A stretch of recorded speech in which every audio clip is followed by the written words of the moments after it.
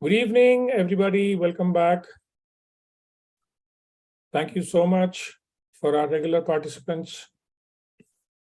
You are joining us and motivating us to keep, growing as an organization and also try to create more content for our existing participants and for the people who are joining afresh. So our trainer needs audience. A trainer cannot, train in solitude. That is what we have often said. So more the audience, more the people, more you challenge us, it is better.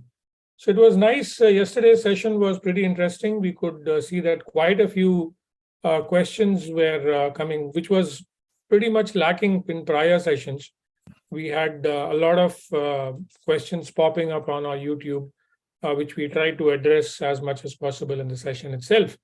So we'll continue in that, and I'm wishing for the same kind of enthusiasm from our audience as well today. And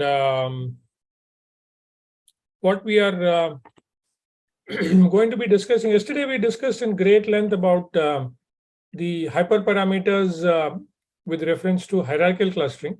We touched based on the aspects of k-means clustering.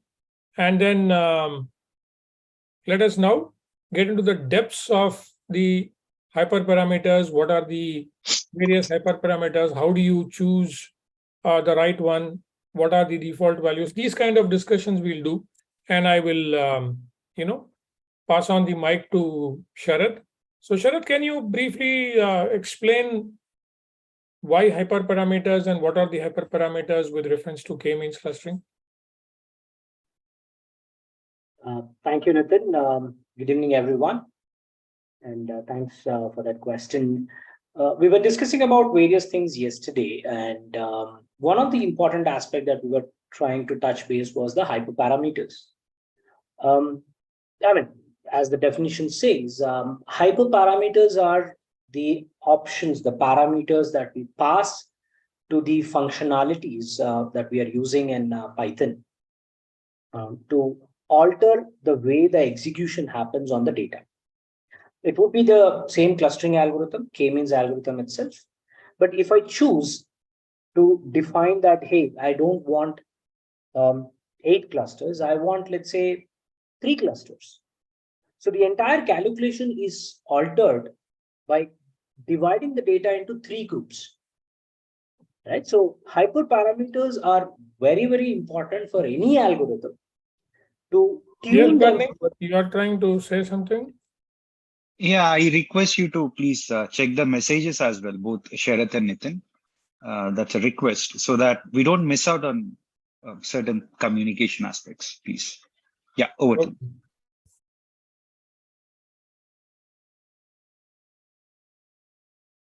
Yeah. So I was speaking about the hyperparameters. And when we talk about these hyperparameters, the point is that there are a lot of options that we can try and alter, and based on the changes that we give, we get different results as the the final outcome basically will be different. And every time when we alter the parameter option, the result that we get will be evaluated for understanding whether that the result is more optimum or not. And the parameters and all those things are being made available for you people. This is the solution. This is the small cheat sheet that you can use. This is with respect to k-means clustering. The functionality, this is a sklearn package, and this is the library.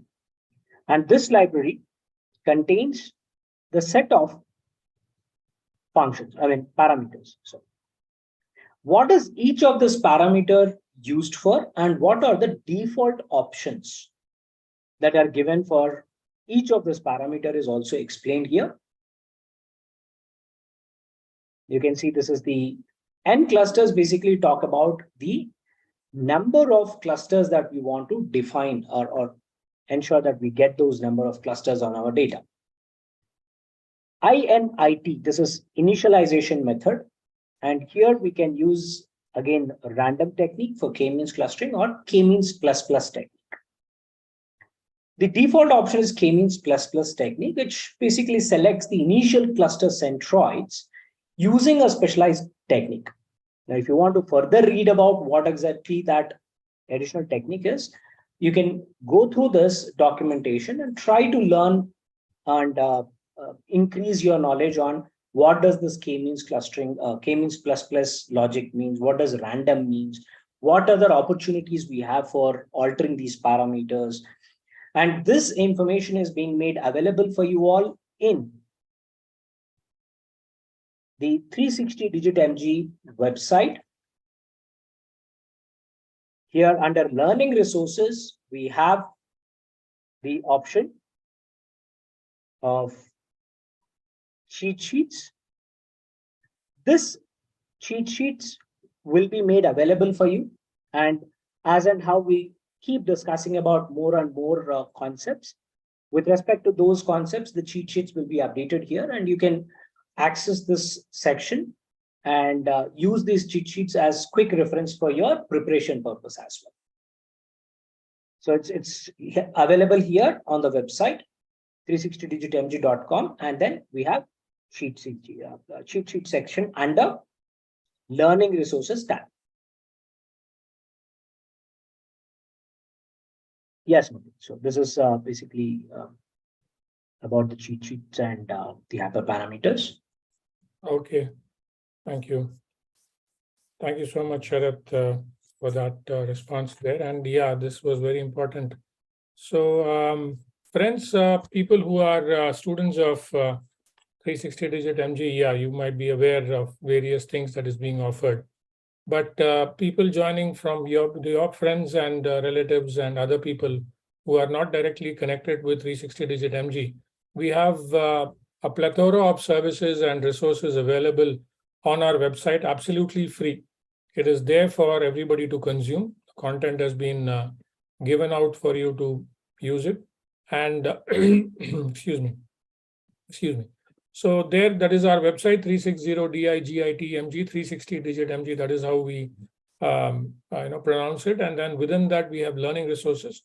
Not just under learning resources, under cheat sheet, what Sharath has said, you can also explore various other things that are available under the learning resources. Again, absolutely free. No information will be sought or asked, nothing like that. You can continue to look at that. So please do that. Use the resources that is being provided to you. Thank you so much, Sharath. Barney, a quick addition or something to supplement on what Sharath has already spoken with reference to the hyperparameters, with reference to specifically k-means clustering, if you'd like to add. Yeah, absolutely sure. Nitin, thank you so much for asking that. I'm sharing my screen. This is a cheat sheet which we have created with respect to k-means hyperparameters. While there are a few hyperparameters which exist here, there are a few, and we will have to discuss those. And probably I should say these are must-know things. For example, number of clusters. While you have scree plot, which is also called as elbow curve, while we also have silhouette metric and a few other statistical ways of determining the number of clusters. One other way is square root of n/2, where n is the number of data points. While we have all these techniques to determine the number of clusters, you are also expected to experiment with different number of clusters. If you look at scree plot, probably you might be, by looking at the plot, you might infer that maybe you need to run 3 clusters, or maybe 4 clusters, or maybe 5 clusters. You might be confused. In such a scenario, you need to experiment with all of those, with 4 clusters, with 3 clusters, with 5 clusters, you experiment and look at which number of clusters is giving you the best result. On similar lines, we have another thing which is called as initialization. Each time you run k-means clustering algorithm, it is going to randomly select a few data points as cluster centroids or centers. Say you have 50 observations in your data set. And if you say, I want 3 clusters, then randomly 3 data points would be selected from those 50 observations that you have. Randomly 3 data points would be selected. And your clustering algorithm works with those 3 data points as reference points. When you run the algorithm again, a new set of 3 data points would be randomly selected as 3 cluster centroids or centers. And then the algorithm will continue running. If you execute once again, 3 different data points will be selected if you want 3 as a number of clusters. So which initialization would actually give you the best result? We are really not sure about that. And hence, by default, 10 times k-means algorithm would initialize the cluster centroids. This is yet another hyperparameter which people should be aware of. And you can experiment with 4, 5, 6, 7, 8, 9, 10, 11, 12, 100, 200, whatever number of initializations. Out of all of those, the best result would be displayed on your output console. And we have another hyperparameter, which is maximum iterations. While there are many, I would say 1, 2, 3 are the most important. So we would spend some time on the most important hyperparameters because this session itself is about hyperparameters. Okay. You need to remember what are the default values from the interview standpoint. When people ask you on what are the various hyperparameters which you are aware of when it comes to k-means clustering, while there are many, you should at least be able to talk about a few, if not all. So we have maximum iterations. So what happens with respect to k-means clustering is that in one iteration, you might have a data point here, which belongs to this cluster. And say, you have this cluster. And let me talk about a data point here. So this data point might belong to this cluster in the next iteration. So this might change like this. And in the next iteration, once again, this data point might belong to this cluster because of the centroid positions. So this would get into an infinity loop. So one iteration, this data point belongs to this cluster. Next iteration, this data point will belong to this cluster.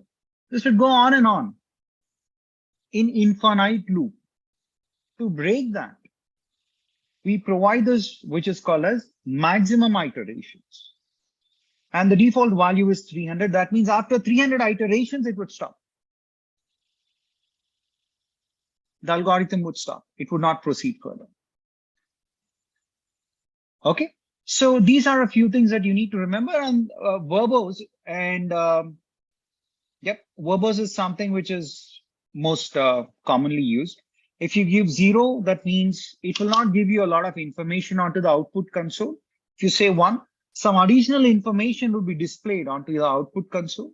If you say 2, huge amount of information would be displayed onto your output console about the algorithm. That's pretty trivial stuff. But I would say these 3, number of clusters, number of initializations, and the maximum iterations, these are the 3 things which everyone should be aware of when it comes to k-means clustering. Thank you so much. Yeah, thank you, Barney. Thank you for the detailed explanation.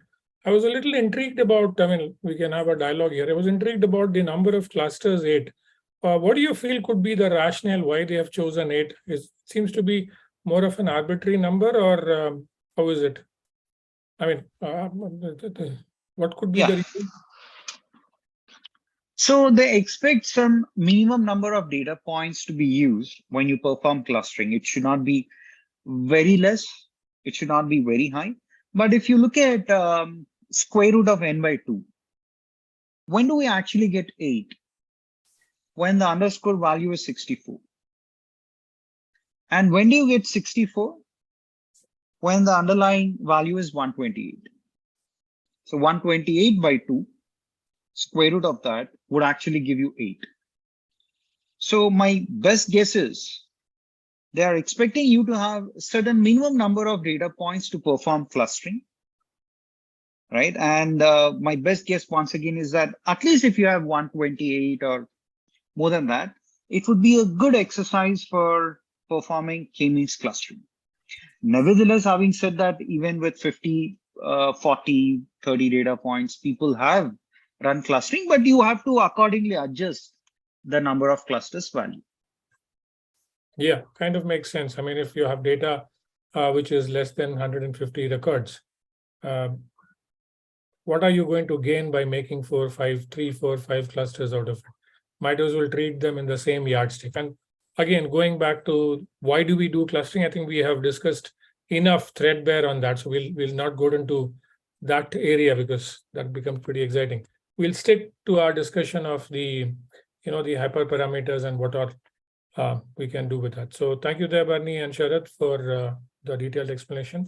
And once again, friends, please do make use of the cheat sheets that we have elaborated. Coming next, Sharath, we've had certain discussions about we only predominantly discuss about hierarchical and non-hierarchical, and within non-hierarchical specifically k-means clustering. So my question is, there are other clustering algorithms, for instance dbScan, which is gaining a lot of popularity. So are the hyperparameters different for them? And if they are, how do you choose, and how are the values? Could you throw some light on that, Sharath? Yes, Nitin. Thank you. Yeah, so every algorithm has its own set of parameters, depending on what is the logic the algorithm is defined on. And dbScan, again, is density based. So when you say density, we are basically looking at how closely the data points are grouped together, clustered together, right? So if they are densely placed, then it becomes a cluster. So based on that logic, if you look at the implementation, what we need is the area in which you can see that densely populated data points. So to capture that, we need minimum 2 parameters, mandatory. And of course, there are other parameters also in dbScan. But dbScan is also having this disadvantage, which basically says that it is heavily rooted onto these 2 parameters. One is the radius of the circle.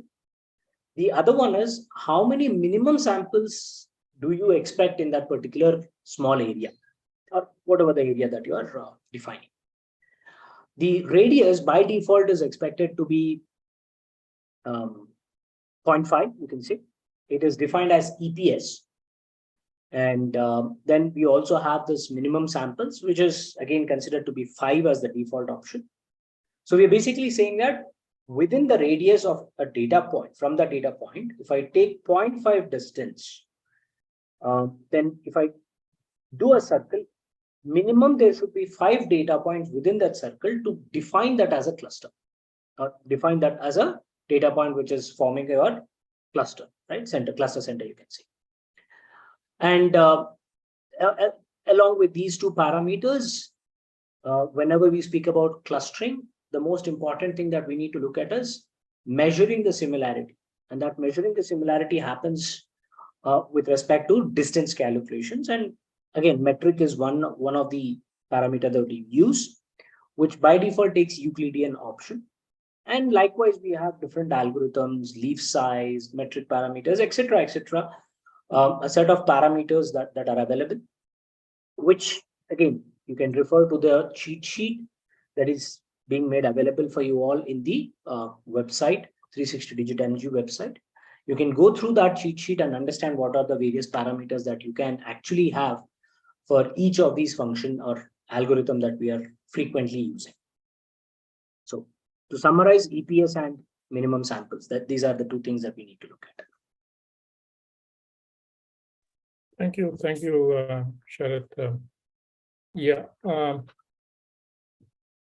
Barney, would you like to add something to the topic of DB scan there? Yeah, sure, Nitin. So can I share the screen? Yeah, yes, please. Okay, let me share the screen so that people can relate. Yeah, in the interim, just want to let our audience know that we have seen your questions. We'll be taking them up in the next three. After Barney's thing, we'll be taking up all the questions that are there, just to keep you informed. Please stay till the end of the session, and all the questions will get answered then. Yes, please go ahead, Barney. Yeah. So let me share my screen. Okay. So these are the three things which Sharath is talking about or already spoken about. EPS is like, are you guys able to see my screen? The black screen with the yellow writer? Yes, we are able to see. Yeah. So there is P value, which is basically distance. If you say P equal to 2, that means it is Euclidean distance. And for EPS, this is more or less like radius from one point to another. What is the distance, right? That's EPS. And minimum samples is you need, if you say minimum samples equal to 5, if you have minimum 5 points in the vicinity of a data point within the radius, then this data point for which you're, okay, let me take one step back. Each data point is supposed to be classified as a core point or not. To classify whether this is core point or not, you need to look at EPS and minimum samples. EPS is a radius. You just draw a radius.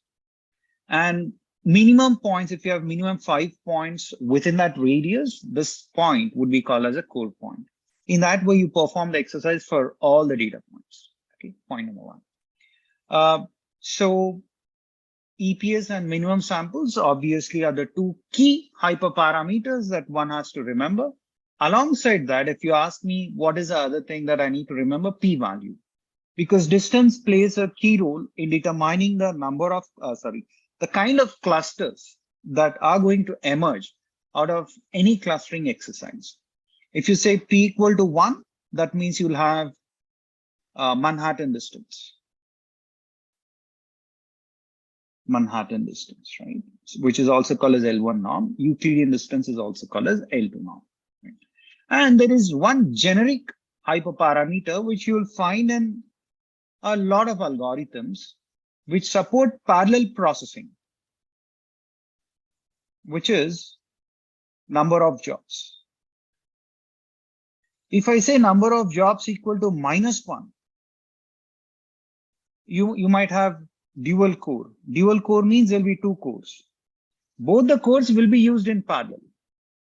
If you have quad core, you'll have 4 different cores and all 4 cores would be used for parallel processing. If you have octa core, that means you'll have 8 cores and all 8 cores would be used in parallel. When you say number of jobs equal to -1, this is yet another hyperparameter. And knowing these kind of hyperparameters once is sufficient, because whenever you see it next, you can proceed further with that. And P value, EPS, minimum samples, and number of jobs. And there are a bunch of other, but these are a few things that you might want to remember. And the default values of these are also equally important. Yeah. you. Thank you, Bernie. So yeah, we have just about enough time to address some of the questions that has been asked. So Sharath, I'll take your inputs on this. So we have a question here. What is classical K and spherical K means? What is the difference between the two? So could you throw some light on that? Yeah, definitely. The classical K-means is the technique that we are discussing. This is the default technique that we use. Basically, what we do is we randomly select the centers for your entire data set, depending on the number of K, and then we start measuring the distances of each and every data point from this particular center. And whichever record is closer to a specific center that we initially decide, we group these records within that cluster. We assign that record to a cluster which this data point or center represents. Whereas in spherical K-means, the logic is that we do not really worry about the magnitude here, the distance that we speak about, right? We don't worry about the magnitude. Rather, in spherical K-means, we are trying to form spherical clusters. And in order to achieve this, we try to normalize the length of all the vectors that we have to 1. That way, I really don't worry about the distance spread. We are normalizing the data, right? So we don't get different distances. We get the data normalized to 1. But what we get is the angle. And to capture this angle, we use cosine similarity based technique in the spherical K-means. So if your data is non-spherical and all that, then we use classical. But if your data is kind of forming spherical shapes, then we use spherical K-means. And when to use, again, as I mentioned, this shape does matter. The other thing is when your magnitudes are not important, not particularly important for you when you're talking about the variation. So these are the two cases where your spherical K-means can be used over classical or standard K-means algorithm. Thank you. Thank you so much. We have one more question before we wrap up. So Bernie, I'd like you to take this question. So Sure. K-means versus K-medians. When to use what? Absolutely. Yeah. So as part of data pre-processing, we have outlier treatment. When you have outliers, you need to treat those outliers. And we have the 3R technique wherein you either rectify the outlier if it's a mistake, or you remove it if it's one-off case, or you retain it. When you retain your outliers in your analysis, that is when you need to go with K-medians, because you have outliers in your data set and you cannot remove them. Because of business rationale, you need to include them in your analysis. That is when you prefer K-medians over K-means, because median is not influenced by outliers, whereas mean is influenced by outliers. Yeah. Pretty straight answer. In fact, students of data science will be aware between mean imputation and median imputation. The same answer. When do you use mean imputation? When do you use median imputation? You use mean imputation if you don't have outliers. If you have outliers, you use median imputation. That's the thumb rule that you will have to follow. These are certain fundamentals that you need to be very strong on. So on that note, we'll wrap up for today. Thank you so much, and please do subscribe, spread the word, and do give us feedback of what more you expect. Therefore, we'll be able to work on that in our subsequent sessions, and we'll improve upon the recommendations and suggestions given by you. Thank you so much. Have a great evening ahead, and bye.